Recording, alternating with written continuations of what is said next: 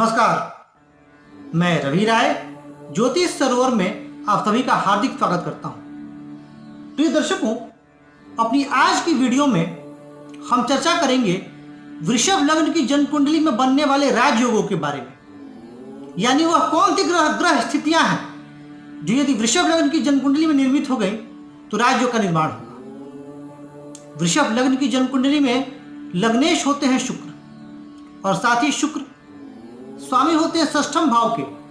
यहाँ जहाँ 7 अंक लिखा हुआ है, यह 7 अंक जहाँ लिखा हुआ है यह छठा भाव, इस भाव के भी स्वामी होते हैं शुक्र। लेकिन लग्नेश होने की वजह से उन्हें षष्ठेश का दोष नहीं लगता।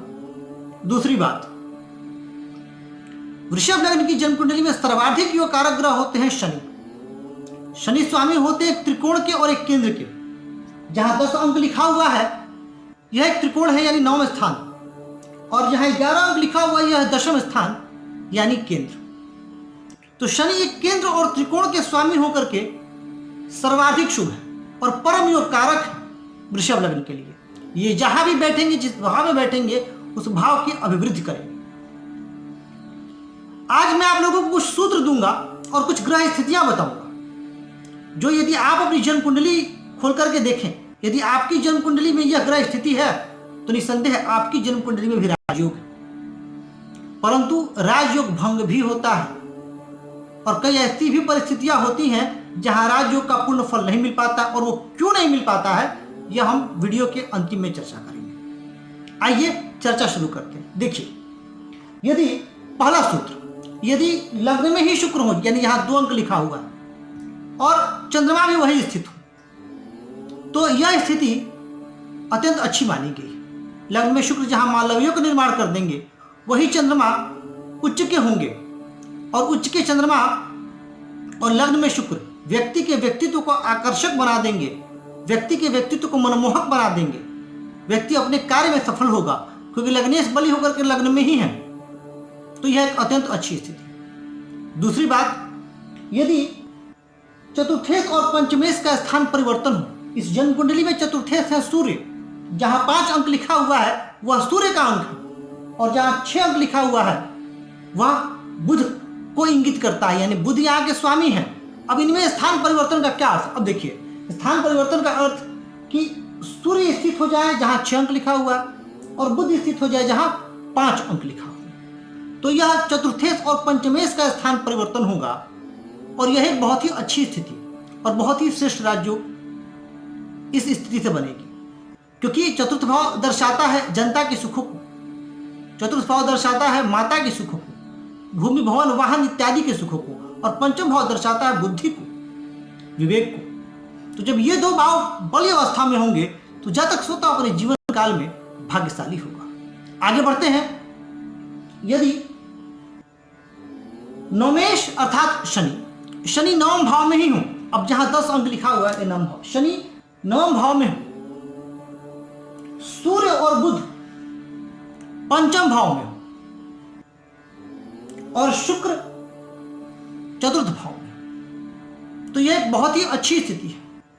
इस स्थिति में भी जन्म लेने वाला जातक अपने जीवन काल में राजयोग के सुख को भोगता है। अब आपके मन में सवाल आएगा कि शुक्र तो यहां सूर्य की राशि पर है और शत्रु क्षेत्रीय, फिर भी मैं कह रहा हूं कि अच्छा है, बिल्कुल, क्योंकि यह मैं शोध के बाद कह रहा हूं, क्योंकि ज्योतिष शास्त्र देश काल और परिस्थिति पर बड़ा निर्भर करती है। सिर्फ सिंह राशि पर शुक्र को के जाने मात्र से हम यह कतई अंदाजा नहीं लगा सकते कि शुक्र वहां बली नहीं है। शुक्र को वहां डायरेक्शनल स्ट्रेंथ भी मिलता है, हमें यह बात भी ध्यान रखनी चाहिए। आगे चलते हैं।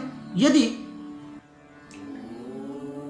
लग्न के स्वामी शुक्र धन स्थान में चले जाए, यानी बुध की राशि पर, और बुध आ जाए लग्न में, लग्नेश और धनेश का परिवर्तन, तो भी एक अत्यंत अच्छी स्थिति। यहां राजयोग का फल पूर्ण उतना नहीं मिलेगा, लेकिन यहां धन योग बहुत अच्छा हो गया, और यह धन योग जातक को जीवन काल में जातक अपने निर्णयों के द्वारा बहुत धनवान है। एक और नियम पे आते हैं। यदि 10वें भाव में शनि हो और लग्न में शुक्र हो, तो जातक अपने जीवन में बहुत ऊंचा उठता है, क्योंकि लग्न में शुक्र जहां मालव्य योग बना देंगे, वहीं दशम भाव में शनि शश योग बना देंगे। एक तरफ जहां मालव्य योग भी एक पंचमहापुरुष योग और शश योग भी एक पंचमहापुरुष योग, और यदि कहीं गुरु भी लाभ स्थान में हुए तो कहना ही क्या। अगर गुरु लाभ स्थान में नहीं हुए तो भी यह राजयोग बनेगा, और अगर यदि गुरु लाभ स्थान में हो गए तो जातक कीर्तिवान, प्रसिद्ध, उच्च पदस्थ और अत्यंत धनवान होगा। अगले सूत्र की तरफ बढ़ते हैं। यदि सप्तम भाव में मंगल हो, अब सप्तम भाव वृषभ लग्न की जन्म कुंडली में जहां 8 अंक लिखा हुआ है यह सप्तम भाव। अब सप्तम भाव में बनेगा रोचक योग, क्योंकि यह सूत्र है कि यदि मंगल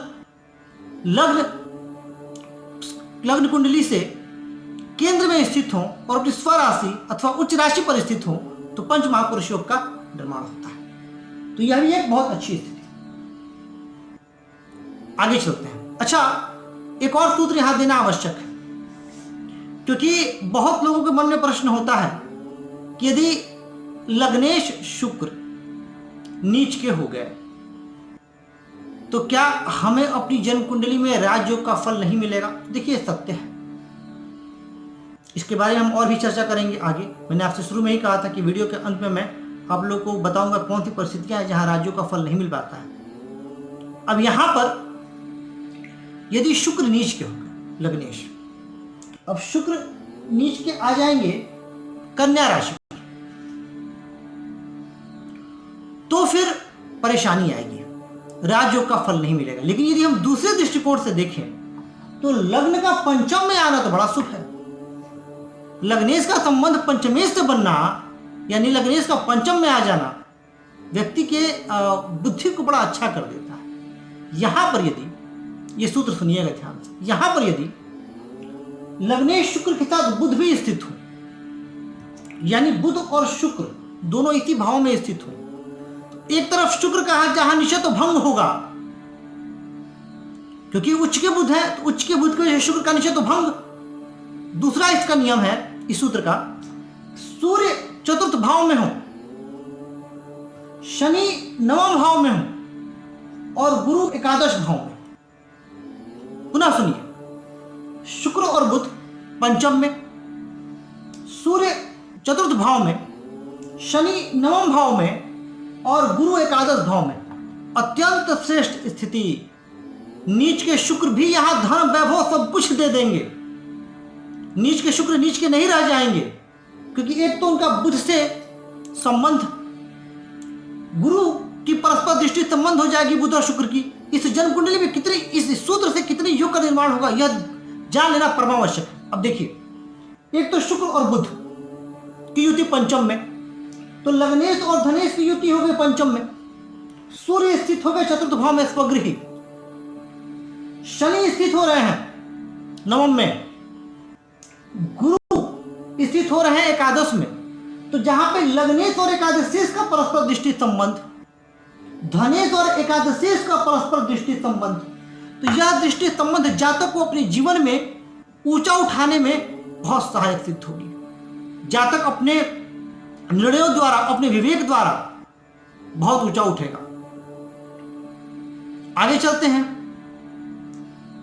वृषभ लग्न की जन्म कुंडली में यदि सूर्य और मंगल सप्तम भाव में, यानी चतुर्थेश और सप्तमेश, सूर्य और मंगल सप्तम में हो, शनि नवम भाव में,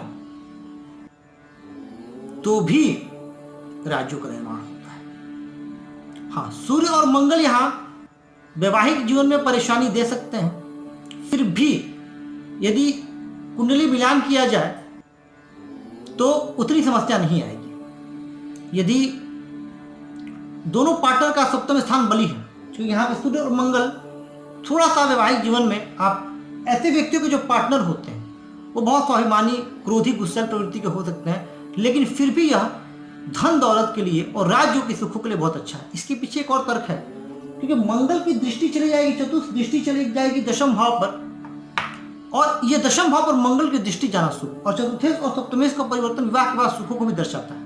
और 5-3-4 तो कुंडलियां मेरे पास आई है, जैसे वृषभ लग्न की जन्म कुंडली में सूर्य और मंगल है, कोई ज्यादा परेशानी नहीं, पर फिर भी ऐसी स्थिति में विवाह में थोड़ी परेशानी आ सकती है। आगे बढ़ते हैं।